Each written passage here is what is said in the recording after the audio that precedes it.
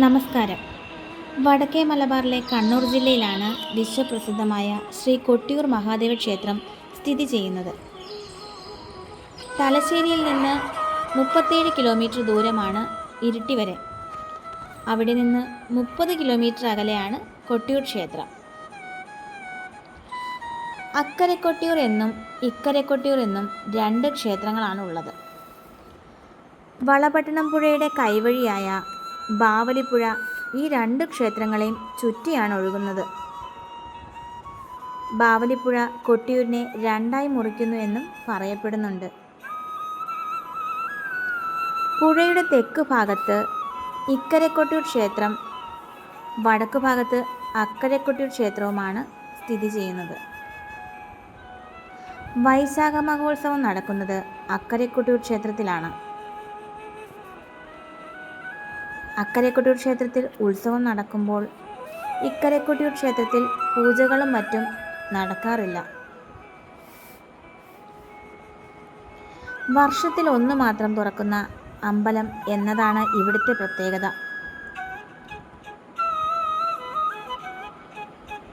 അതിൽ ആദ്യത്തെ 15 ദിവസം മാത്രമേ സ്ത്രീകൾക്ക് പ്രവേശനം സാധ്യമാകൂ.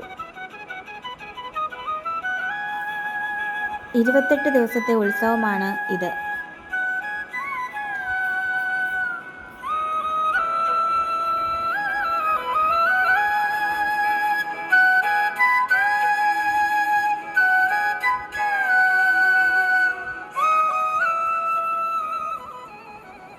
വലിയ ഗോപുരമോ നാലമ്പലമോ ശ്രീകോവിലോ ഇല്ലാതെ കാട്ടിൽ കല്ലുകൾ കൊണ്ട് കെട്ടി ഉയർത്തിയ മണിത്തറയിലാണ് മഹാദേവന്റെ പ്രതിഷ്ഠ.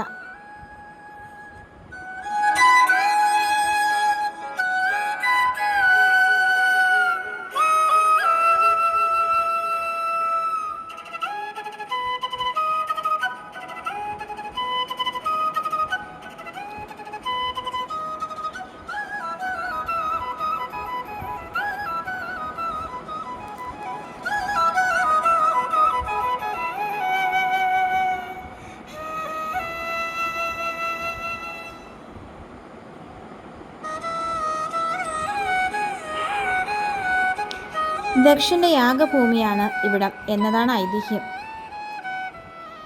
തൻ്റെ സമ്മതമില്ലാതെ പരമശിവനെ വിവാഹം കഴിച്ച മകൾ സതിയെയും പരമശിവനെയും അപമാനിക്കുക എന്ന ഉദ്ദേശത്തോടെ സതിയുടെ പിതാവായ ദക്ഷൻ ഒരു യാഗം നടത്തുകയും ശിവനെയും സതിയെയും ഒഴികെ ലോകത്തിലെ എല്ലാവരെയും അദ്ദേഹം യാഗത്തിൽ പങ്കെടുക്കാൻ ക്ഷണിക്കുകയും ചെയ്തു.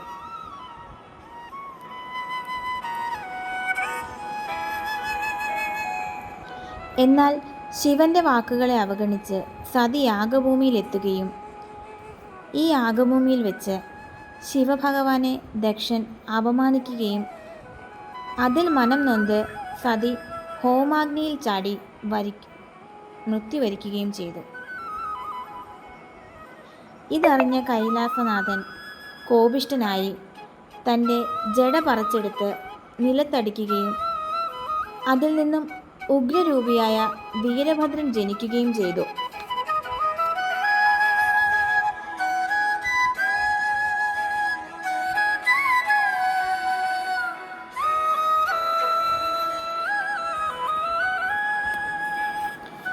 ശേഷം വീരഭദ്രൻ യാഗഭൂമിയിലെത്തി അവിടം നശിപ്പിക്കുകയും ദക്ഷന്റെ ശിരസ് ഛേദിക്കുകയും ചെയ്തു.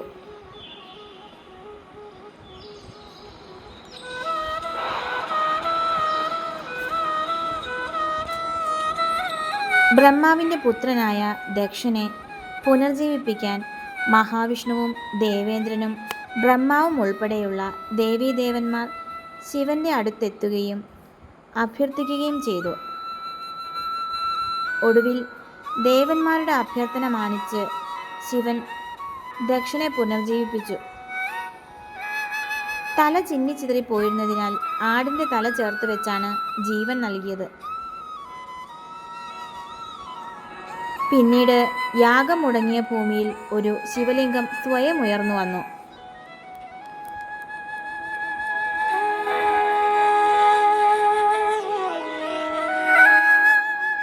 ശിവന്റെ സാന്നിധ്യം കണ്ട് അതിനെയാണ് ഇവിടെ ആരാധിക്കുന്നത്.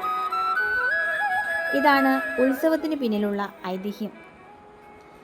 യാഗം മുടങ്ങിയതിനാൽ എല്ലാവരാലും ഉപേക്ഷിക്കപ്പെട്ട ഒരിടമായാണ് ഇത് മാറിയത്.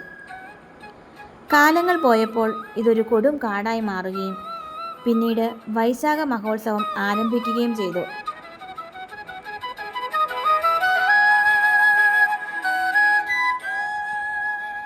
അതിനായി എല്ലാവിധ ചിട്ടകളും രീതികളും ക്രമീകരിച്ചതും ശ്രീ ശങ്കരാചാര്യർ ആണെന്നാണ് വിശ്വാസം. കൊട്ടിയൂർ ക്ഷേത്രത്തിലെ ആചാരങ്ങൾക്കൊരു പ്രത്യേകത കൂടിയുണ്ട്. അതൊരിക്കലും പൂർത്തിയാകില്ല. 28 ദിവസം നീണ്ടു നിൽക്കുന്ന വൈശാഖ മഹോത്സവം പൂർത്തിയാകുമ്പോഴേക്കും പൂജകളൊന്നും പൂർത്തീകരിക്കാൻ പാടില്ലെന്നാണത്രേ വിശ്വാസം. അങ്ങനെ ഓരോ കൊല്ലവും ബാക്കിയായ പൂജകളുടെ തുടർ പൂജകളായിട്ടാണ് അടുത്ത കൊല്ലത്തെ പൂജ ആരംഭിക്കുന്നത്. ഓടപ്പൂവ്, ഇതാണ് ഇവിടുത്തെ മറ്റൊരു പ്രത്യേകത. ഓടപ്പൂവ് ദക്ഷൻ്റെ താടിയുമായാണ് സങ്കല്പം. ഇത് വീട്ടിൽ സൂക്ഷിച്ചാൽ ഐശ്വര്യമുണ്ടാകുമെന്നാണ് ഐതിഹ്യം പറയുന്നത്. പ്രകൃതി നേരിട്ട് അനുഗ്രഹിച്ച ഈ കൊട്ടിയൂർ ക്ഷേത്രത്തിലെത്തി ഭഗവാന്റെ അനുഗ്രഹം നേടാൻ എല്ലാവർക്കും സാധിക്കട്ടെ എന്ന് പ്രാർത്ഥിക്കുന്നു.